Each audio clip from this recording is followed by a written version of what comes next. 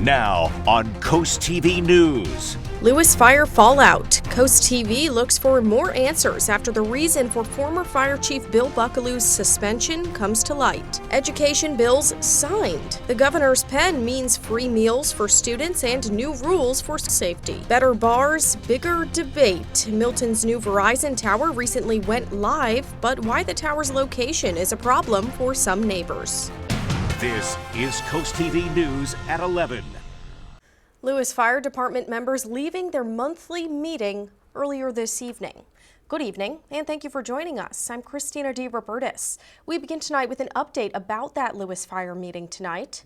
Coast TV News was told a topic of discussion at the meeting was going to be what the department will do regarding former Fire Chief Bill Buckaloo. Buckaloo was suspended in July. The suspension came after the city received a complaint about Buckaloo's behavior in a local restaurant. Back then, the fire department said Buckaloo made a, quote, derogatory comment in a public setting. Coast TV News reporter Emma Aiken is in our newsroom with more. Emma, we now know specifically what that comment was, and you have more on what happened in the meeting tonight. Christina, multiple members of the Lewes Fire Department tell us they got an email from Fire Department President Wally Evans. We have a copy of that email printed out here, and in it, Evans says Buckaloo was, quote, accused of loudly using the N-word in a derogatory and loud manner, which was overheard by a black patron. Evans goes on to say, I have spoken with Bill and he confirmed that he made the comment and tried to apologize, end quote. Now, moving tonight, while we were at the meeting, we got aggressively approached while trying to talk to some members going into the meeting. One member was yelling profanity and had to be restrained from approaching us further. We did speak with another member of the fire department who tells us after the meeting, Buckaloo's punishment stands as is, meaning according to that member, once Buckaloo serves his suspension, he can come back as a firefighter. However, the Lewes Fire Department themselves have not said what happened or what was discussed at the meeting tonight. We did reach out to Buckaloo himself this afternoon to get his thoughts. We have not heard back from him, and we will keep you updated as we learn more. Christina. Emma, thank you. And Bill Buckaloo was serving his 5th term as fire chief at the time of his suspension. Buckaloo has faced multiple controversies during his time at the department. Back in 2018, Buckaloo was arrested by Lewes police for disorderly conduct after urinating off of a dock. And in 2020, while serving as assistant chief, Buckaloo was suspended for a Facebook post that included a slur aimed at a drag performer following a show in Rehoboth Beach. That post was later deleted and Buckaloo issued a public apology. Now, following Buckaloo's suspension, the Lewes Fire Department held an election to pick a new fire chief. Robert Stevens, now currently serving as the fire chief. And full disclosure here, the current fire chief, Robert Stevens, is the husband of Coast TV's assistant news director and anchor, Madeline Overturf. This does bring us to our Coast TV poll tonight. We want to know how you think Coast fire departments should respond to offensive behavior. Looking at the results, 46% say immediate suspension, 16% say mandatory training, 6% with a public apology, and 32% say a termination process. You can still vote and let us know what you think about all of this. Go to coasttv.com or use our mobile app, and that's where you can find some updated results. Moving on now, Governor Matt Meyer signed a package of education bills today. Among them, universal free breakfast for every student in Delaware starting in the 2026 school year. He also signed new safety measures, making sure school board members pass background checks and requiring proper licenses for staff working with students. You can find a full breakdown of all of the bills signed today over on coasttv.com.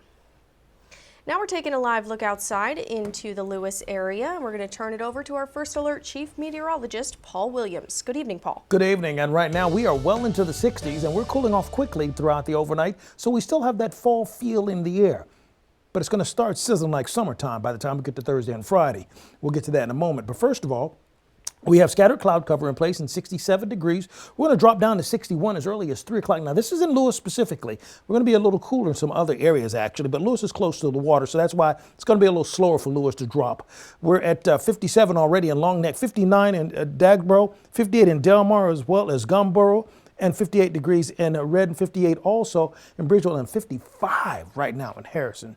So the winds are relatively calm throughout a good portion of the inland areas. For the beaches, we're at 9 to 14 mile per hour gusts coming off the water, and the current wave heights are holding at about 4 feet. Keeping a close eye on that, because with the heat kicking back in, we may have a concern for some aggressive rip currents. So we'll watch out for that. But right now we have no watches or warning active for our area. Christina, coming up, we're going to talk about just how hot we're actually going to get.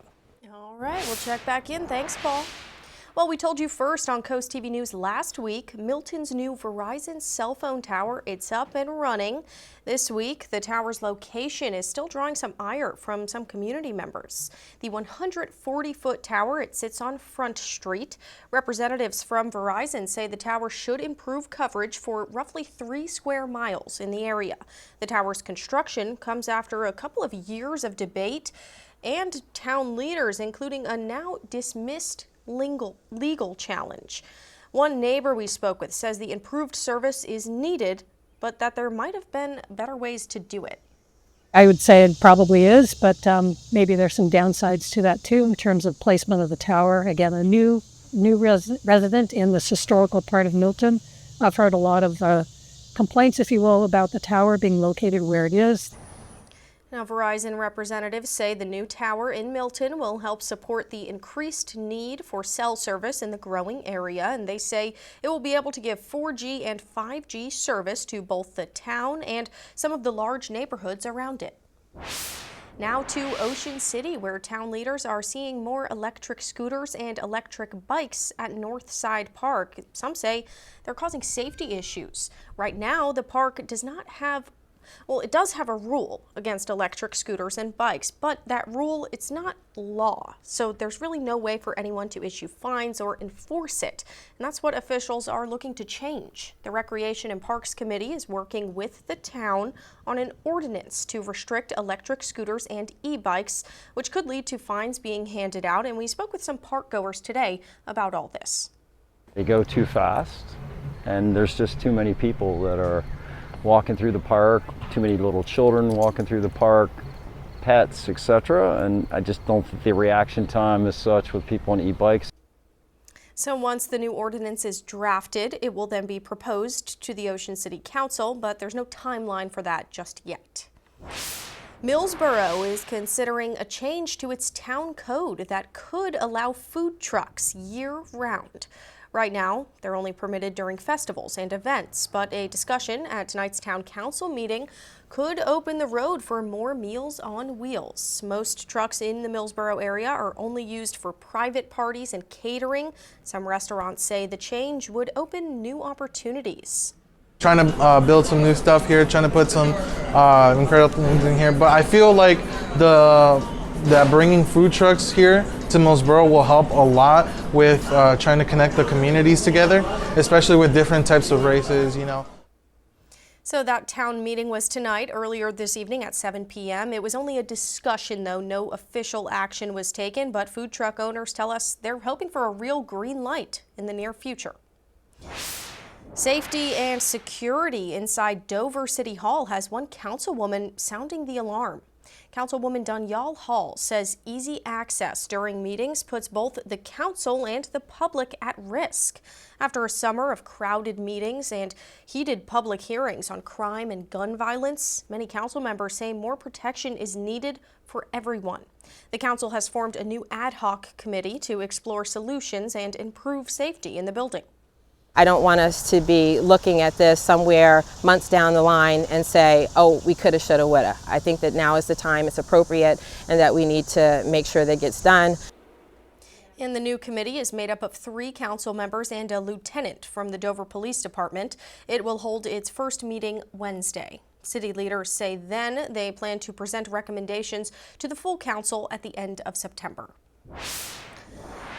A federal judge has ruled the Trump administration's use of the California National Guard and Marines in Los Angeles this summer violated federal law. As Michael Yoshida reports, the ruling comes as Chicago is bracing for a major federal immigration enforcement operation and potential National Guard deployment in the city. Defenders who defended President Donald Trump and Defense Secretary Pete Hegseth broke federal law when they sent the U.S. military into Los Angeles this summer to help carry out law enforcement activities. That according to a new court ruling. U.S. District Judge Charles Breyer saying the administration violated a 19th century law that generally prohibits the use of troops for domestic law enforcement purposes. In June, thousands of federalized California National Guard members and U.S. Marines were deployed to L.A. during an aggressive immigration crackdown. Thousands protested for days in parts of downtown L.A., with some violent clashes between demonstrators and police. After conducting a trial on this matter, that the National Guard was deployed in California for normal law enforcement operations, arrests, searches, stops, helping execute search warrants and things like that, and he said that this is illegal. Tuesday's ruling is limited to the state of California. Still, it comes as Trump is considering sending National Guard members to other cities as the administration continues crime crackdowns and immigration enforcement operations across the country. ICE has informed our Illinois State Police Department that they are going to begin operations sometime later this week. The president vowing to also send troops to Chicago to address violence, saying, "We're going in. I didn't say when. We're going in. When you lose, look, I have an obligation. This isn't a political thing. I have an obligation." We have received credible reports that we have days, not weeks. Over the weekend, Chicago's mayor signed an executive order aimed at pushing back against Trump's immigration policies. In Washington, I'm Michael Yoshida. And we are just getting started tonight. Coming up ahead on Coast TV News at 11, big news on the Big Mac front, how McDonald's is hoping to boost business with lower prices. But first, 80 years since the end of World War II, we take you to Fort Miles for a celebration of the surrender. Here's a look at your Bay forecast. We're going to go from 78 to 84 to 88. Yeah, that's summertime situation. It's about to become a real deal this week. Your full forecast in 60 seconds. Well, we take a look at our Gateway Subaru camera point of view. And listen, it's very quiet. I know it's a little bit on the gray side, but that's because we don't have a lot of lights out there right now. But it is actually very calm for us. And we're going to drop to 62 degrees in Ocean City. So early, and really we'll drop it to the 60s really within the next hour or so. We're at 70 in Ocean City right now, 59 Ocean Pines, 59 also in Dagsboro, Willards, and we're at 58 degrees in Redding as well as Bridgeville. So we're going to be flirting with the 50s for tonight, but we're going to get progressively warmer throughout the next few days in a row. You see, we're all clear with our live radar for right now. High pressure is to our north, and the clockwise rotation is bringing in that wind off of the water. That's why, because that rotation is around that high pressure system. Remember, that's usually a clockwise rotation, so that's one of the reasons why we have such a predominance of air that's coming off of the water. Now, for the overnight, we're going to see thick cloud covers feathering through occasionally, going even into Thursday. By the way, before I really get started on this, how hot we're going to get this week, remember this weekend, the Shore Living Expo kicks in for us at Wacomico Youth and Civic Center. And so we're looking at temperatures being in the 80s for that as well. So for tomorrow, this is where we start to crank up the heat. 79 for the high in Seaford and Laurel, for example. We will warm to 79 in Federalsburg and in Vienna, 77 in Cambridge, by the way, and we'll warm to 77 degrees in Ocean City. Now, 77 will also be the theme of the day for us in Dewey Beach, Chincoteague, Ocean City, and Lewes. And we're going to warm to 75 in Rehoboth Beach and in Bethany Beach, but the winds will be pushing on to the north, all locations. See, we're going to be into, let's say, around 70s, mid-70s, right around lunchtime or just after lunchtime, and we'll peak at about 75 degrees. Thursday, we're going to peak at about 81 to 82 degrees. And the winds coming out of the south, that's going to get the ball rolling for that real summer-like feeling. And then we're watching out for summer-like scattered showers and thunderstorms to just kind of pop in whenever they just feel like it, mainly in the afternoon, by the way. Our UV index is going to be elevated for Wednesday, Thursday, and Friday. Thanks to the high pressure system, it's going to be in full control of our weather. And so our muggy meter goes up, all the way up to very humid Friday going into Saturday before it drops dramatically on Sunday when we go back to that fall-like feel. 4:30 Saturday, we see a scattered sprinkle or two. This is actually indicative of this is a conversion for a frontal boundary here Look, I'm having a nerd moment. I'm noticing the airflow, okay? But anyway, that's also why we're seeing the likelihood of the thunderstorms collecting right along that same boundary as it pulls off of the water. The extra latent heat off of the water actually helps to kick that in.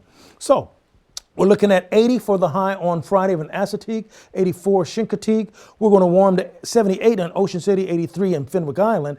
And then finally in Lewes, 86 for the high, 82 in Rehoboth. Here's a look at your 7-day forecast.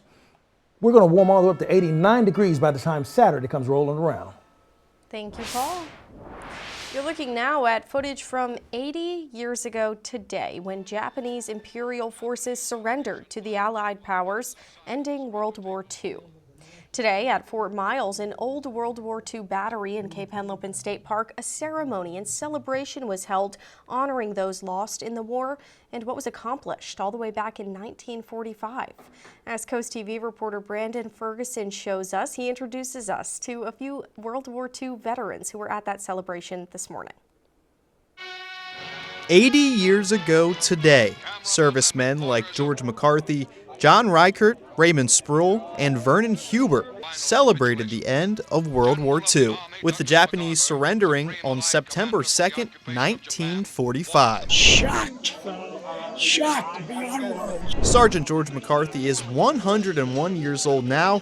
He was just 21 when the surrender happened. Sergeant McCarthy showed us a picture from that day in 1945. The picture was taken about 2 hours after World War II was over. And which one are you in this picture? I'm this one right here. This good-looking guy right here.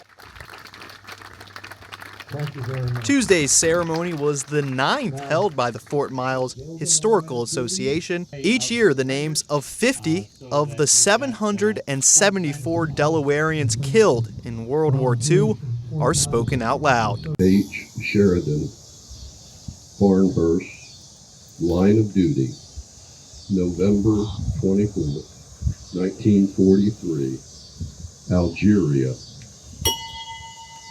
Also reading General Douglas MacArthur's speech from the surrender. As a wish. Let us pray that peace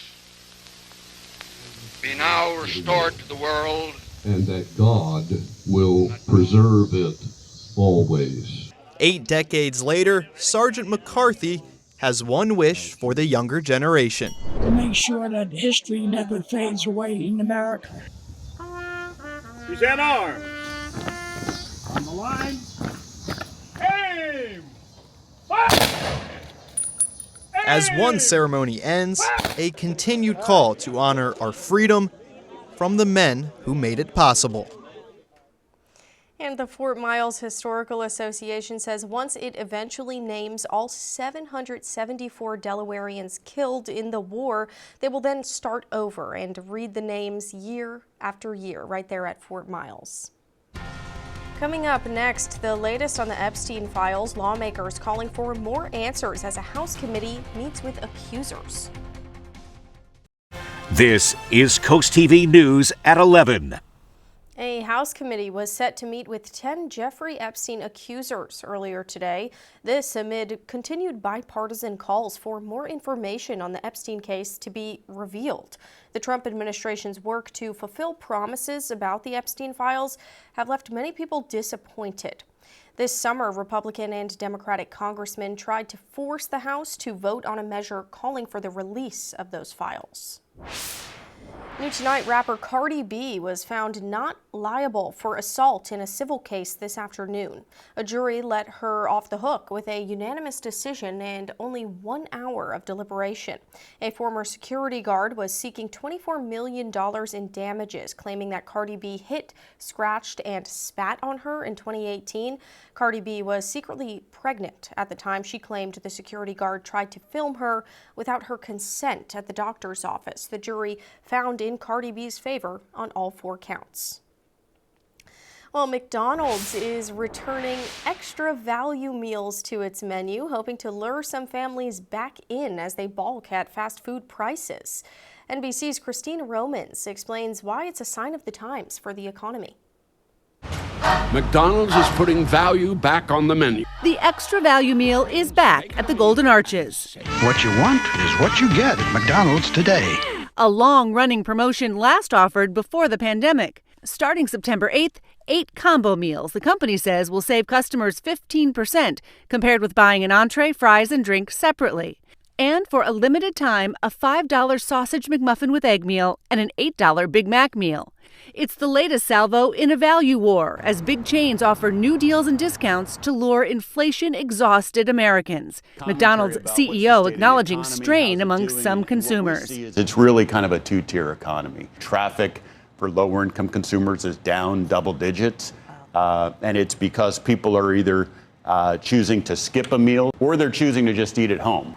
Restaurant expert Jonathan Mays says McDonald's price cuts signal a new phase in the year-long value war. Consumers have seen price increases everywhere. Housing costs are up. It costs more to get a car. It costs more. You've got student loan repayments. You got all of these things that are hitting the U.S. consumer at once, and they're feeling the pinch. McDonald's planning more deals for November as fast food chains fight for your dollar. Christine Romans, NBC News. Coming up in sports, NFL Week 1 is finally here. DSN's Darren Wallace tells us when and where your favorite teams are in action. In health news tonight, an over-the-counter nasal spray could prevent COVID, according to a new study. German scientists found the spray worked to prevent respiratory illnesses. And the study showed that people who took the spray, which is an antihistamine, over 2 months, had lowered infection rates. The lower infection rates included the flu, RSV, as well as the COVID virus. Authors of this study still say the nasal spray should not be a replacement for the vaccines, and the study was made up of young and healthy patients. But the results still showing a positive breakthrough. Now to a disturbing trend in the wild and possibly your backyard. The rabies virus is popping up in animals like raccoons and foxes across the country. As NBC's Ann Thompson reports, the growing number of cases has health officials concerned. They are setting traps for rabid skunks in North Carolina's Franklin County, the second fastest growing county in the state, with a growing wildlife rabies problem. What's happening to the number of cases? Well, this year we've had 10 confirmed positive animals, and last year we had 5. Health Director Scott Levine tracks rabid skunks, raccoons, and other wildlife on this map. So the animals are moving, development is occurring here. And while 10 may not sound like a lot, Indiana resident Samantha Lang knows all you need is 1. I had a bite on my arm that I was reacting to in a very odd way. And then when there was a bat in my apartment the next day that needed to be caught, that's when I went and sought medical attention. The bat wasn't caught and couldn't be tested for rabies. But the virus is fatal once symptoms set in. So Lang got a series of rabies vaccines and a $25,000 bill she hopes insurance will cover. Today, the CDC is tracking 15 outbreaks. We've had a pretty historic number of calls about rabid bats across the entire United States. At peak rabies season, it does seem like activity is higher. With deadly consequences for people. The virus transmitted by an infected animal bite caused 6 human deaths over the last 12 months, says the CDC, after 3 years of no such deaths reported. Officials say to protect yourself, avoid animals behaving strangely. If you get bit, call your local health department immediately and make sure your pets are vaccinated and their shots are up to date. If your dog or cat is not vaccinated, what are the options? Well, we have a decision tree, and there's 2 hard options at the very beginning. And one is euthanasia, being put down, and the other is the 4-month observation. Tough choices health officials say no one should have to make. Ann Thompson, NBC News. Delmarva Sports Network from the Wawa Studios. Good evening, everyone. College football week 1 has come and gone, and NFL week 1 has finally arrived. Let's talk about what you can expect from your favorite teams, and I've got a pretty juicy deal for you later. Let's start with the pros, though. All 3 of your local teams get started at the perfect time slots, so you don't even have to choose. Starting on Thursday, the Eagles open up their season with the Dallas Cowboys. The defending champions will take on a new-look Cowboys team following Dallas's most recent blockbuster trade, which sent All-Pro edge rusher Micah Parsons to the Green Bay Packers. You can catch the Birds at 8 p.m. on NBC and Peacock. Then on Sunday, the Commanders take the field in the 1 p.m. slot to host the New York Giants. Jane Daniels and company will have high expectations following an NFC Championship game appearance last year. Then, to round out Sunday NFL Week 1, the Baltimore Ravens travel upstate to New York to face the Buffalo Bills in a rematch of last year's AFC Divisional Round playoff game. Jackson and the Ravens fell short in Buffalo last year, so they'll certainly be out for revenge. And with fall sports back, we are celebrating with a back-to-school special for DSN+. You'll get access to multiple live games each weeknight and special streaming-only weekend events all season long. Be sure to sign up today at DelmarvaSportsNetwork.com. That'll do it for sports. Have a great night, everyone. Milford, we're at 60 degrees right now. We're going to drop down to 59 and stay in the upper 50s for the rest of the evening. Our umbrella giveaway winner, Carol Emery of Berlin. Congratulations, courtesy of Paul Davis Restoration Home Remodeling. Keep up with your forecast by calling the weather line, 443-880-9100.